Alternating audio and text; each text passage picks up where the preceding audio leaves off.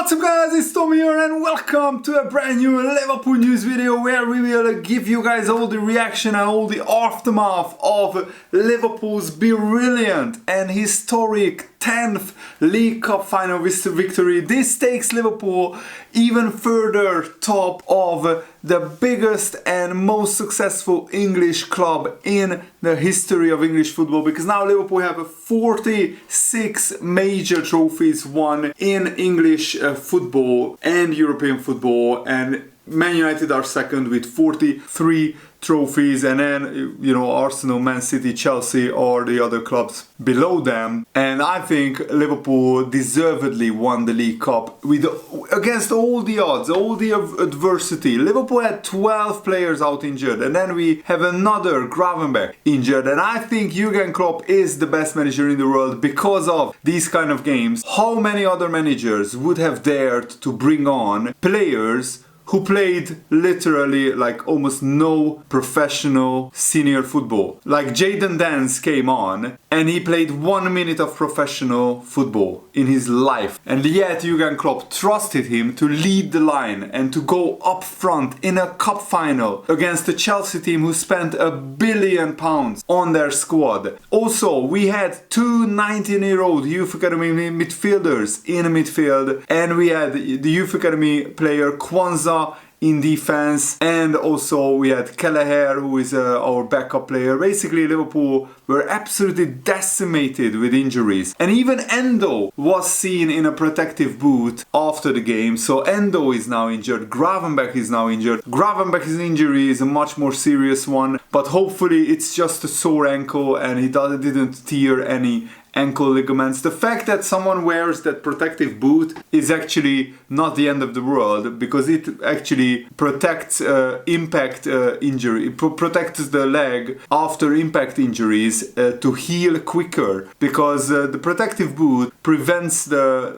body part, like the leg, moving, and yet it has some air around the leg, so it can heal quicker. And hopefully Endo will be able to play in a week's time, maybe Gravenberch maybe in 1 or 2 weeks, but we will have to see how the injuries heal up. And even Dominic Szoboszlai said before the game that he was desperate to play, and he argued with the physios because he felt he's ready to play, but the physios said that we shouldn't risk Dominic Szoboszlai in this game, and ultimately Jurgen Klopp was vindicated. And I think the fact that Jurgen Klopp is a better manager than even Pep Guardiola, this is the kind of game that proves that. Because Pep Guardiola couldn't win this game with this kind of team, with this kind of squad. He wouldn't have throw on the young players, the youth academy players, because Pep Guardiola doesn't trust them. There were many times when Man City were already looking tired at the latter parts of a game, and Pep Guardiola refused to make substitutions, even though he has a much stronger bench than what Liverpool had yesterday against Chelsea. He didn't throw on the young players.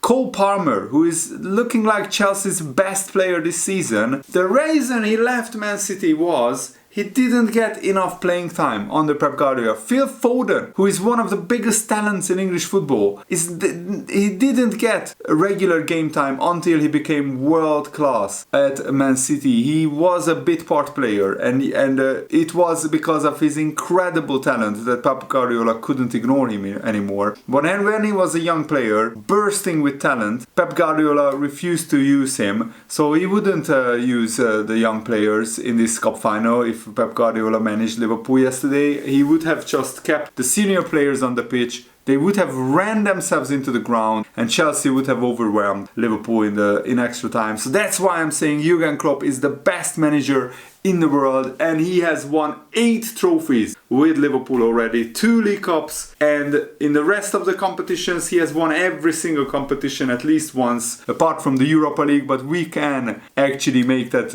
a full set by Liverpool winning the Europa League this season. And context is everything in judging these kind of cup finals, especially achievements in life and sport, and Liverpool were up against it in all kinds of bother, all kinds of adversity. I mean, Liverpool had 3 injuries in the Brentford game in one half. Darwin Nunez, Mo Salah and Diogo Jota. 3 of our best attackers got injured. Szoboszlai, our best midfielder, got injured.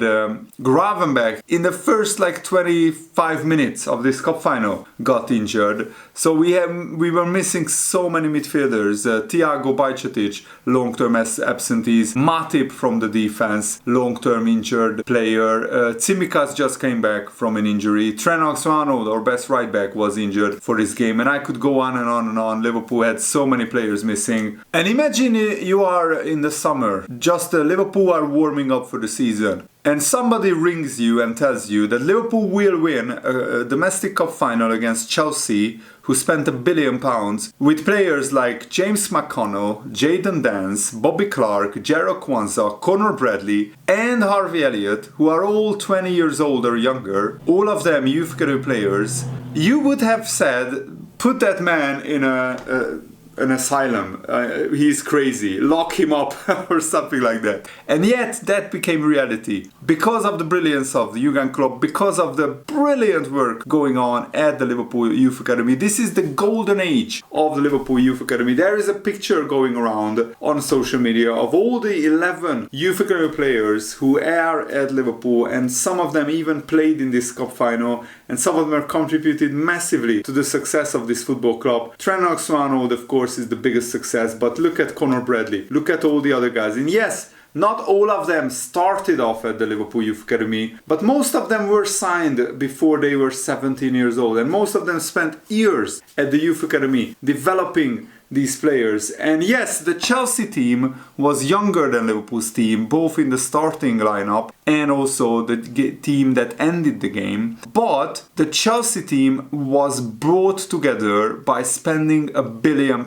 while Liverpool had 11 players coming from the Youth Academy who actually cost almost no money or very little money. Some of them were, of course, from the age of 7, like Kwanzaa, like Trent Alexander-Arnold, like Jadon Dance and others, a few more. Some of them were bought for maybe a few $100,000 or few million, sorry. And the Youth Academy is not just about, signing a 7-year-old and growing him throughout his whole youth period. It's also signing young players from other academies and bringing them into the Youth Academy setup and growing them, developing them, nurturing them, teaching them tactical things, and also making them better human beings. And that's what the Liverpool Youth Academy absolutely excels at. And also, let's talk about Wataru. This was Liverpool's second choice for the defensive midfielder, and thank goodness we missed out on Moises Caicedo, who's cost £100 million more than Wataru. Wataru cost only 15 million, Caicedo's cost 150 million. And Wataru is right now having a better season. He's a better player right now than Moises Caicedo. Absolutely amazing. Moises Caicedo, how did he not get a yellow card after stomping on the ankle of Gravenberch, stomping on the ankle of Endo? He made so many mistimed challenges, bad timing of tackles, and he missed out on so many crucial plays. He's just not a world-class player like Declan Rice is. Declan Rice is probably worth 100 million to Arsenal. Caicedo is not worth anywhere near that. And Kevin Kelleher now has kept 2 clean sheets in cup finals against Chelsea, which is absolutely remarkable. And Kelleher almost left Liverpool last summer. He was thinking about his options because he only played 5, 7, 8 games before in every season where he was Liverpool's second choice goalkeeper. So he was thinking, should I stay at Liverpool when I'm 24 years old, or should I move on to a club where I will play regularly? He decided to stay, and the rest is history. Kelleher played all of the Europa League games, I think. He played all of the League Cup games, definitely. He played some Premier League games because Alisson is injured, and he played some FA Cup games as well. And he will keep playing and keep developing and keep growing because Alisson's injury. And Liverpool have brilliant 2 goalkeepers. Kelleher showed how a world class he can be on his day,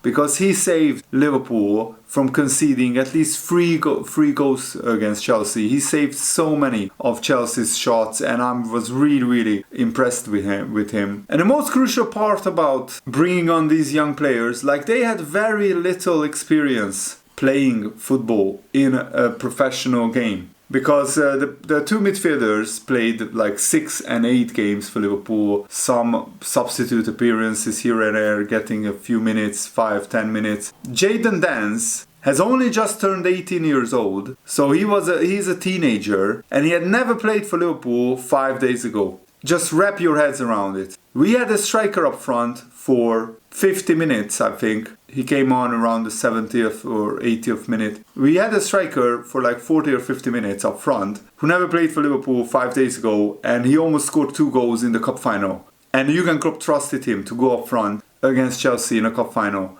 That just absolutely blows my mind. Because of course in midfield or defense it's also a jeopardy and very risky to play a youth academy player.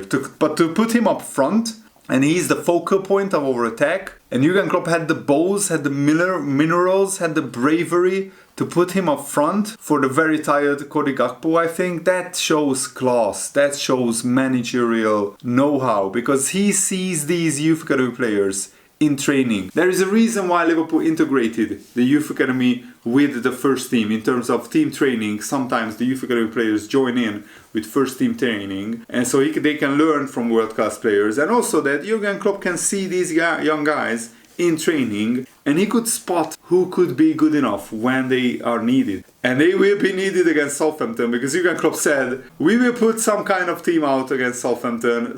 There will be 11 players who wear Liverpool shirts, but he has no idea who can play against Southampton. Probably the guys who played 120 minutes will not play against Southampton on Wednesday in the FA Cup. It's absolutely insane, by the way, that Liverpool have to play on Wednesday after this cup final, and that we played on Wednesday before the cup final as well. And Chelsea didn't have a game in a week before this cup final, and yet Liverpool looked the fresher, the hungrier and the better team in extra time, which is remarkable considering how much Chelsea bought these players for. Mykhailo Mudryk came on, he cost 80 million. Madueke came on, he cost like 40 million. And yet they looked so bad, because Chelsea are not developing these young players the right way. They are not getting regular gaming time and playing time under Mauricio Pochettino or even the previous Chelsea managers. Mudryk is so raw, Madueke is such a raw player. They have talent, but they don't get the playing time to keep failing and learning and developing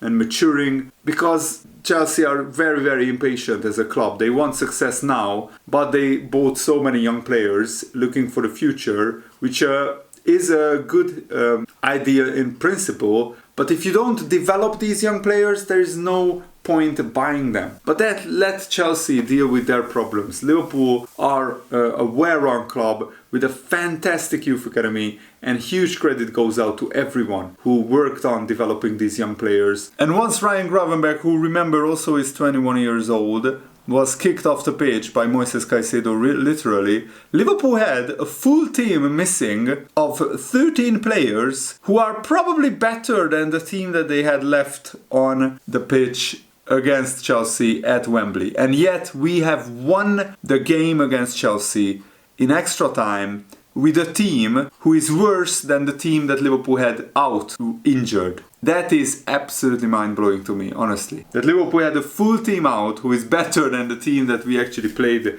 with against Chelsea, and we still won the game. And the referees just give every 50-50 against Liverpool, against Jurgen Klopp. I mean, the apparent foul or blocking that Endo did before Virgil van Dijk's first perfectly good goal, that happens 100 times a game. And they never get punished, unless it's against Liverpool. And even in a cup final, you can do that. I mean, that's absolutely scandalous refereeing, in my opinion. And even before the cup final, Jurgen Klopp said, we will see what is possible, but the base we created so far, 60 points, is an extraordinary amount of points in the Premier League, with all the things that have gone on, with all the players that are missing, and Liverpool managed to beat Chelsea without Darwin Nunez, Mo Salah, Diogo Jota, Dominik Szoboszlai, Thiago, Bajcetic, Gravenberch, because he was missing after 20 minutes, Trent Alexander-Arnold as well, and Alisson, and some other players as well, which I can't remember off the top of my head. But this is just absolutely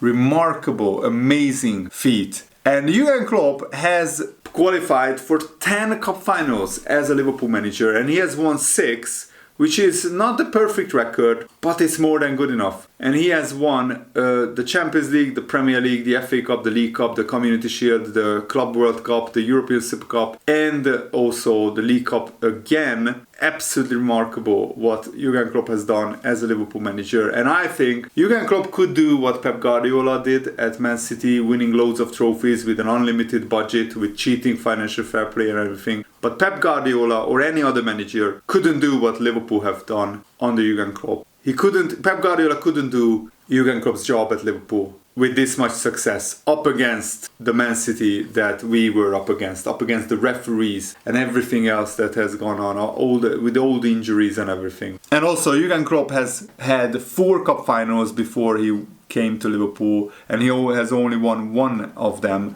So he went from a 25% cup final win ratio with Dortmund. I think that with Mainz, I don't think he managed to qualify for cup final. And from 25% win ratio, he went up to a 60% win ratio at Liverpool after losing a lot of his first cup finals. He lost the League Cup final against Man City. He lost his first League Cup final. He lost his first Champions League final against Real Madrid. He lost his first Europa League final against Sevilla. So he lost like 3 or 4 cup finals before he started winning them. But since he started winning them, boy, is it absolutely brilliant record. And Joe Gomez hit the nail on the head when he said after the game, I'm not one for cliches, he said, but I generally think we have the best fans in the world at Liverpool. It's credit to them. I hope they realize that and how much it means to us. We just get that boost and it helps us so much. That is one thing we are all grateful for. The Ale Ale Ale song, which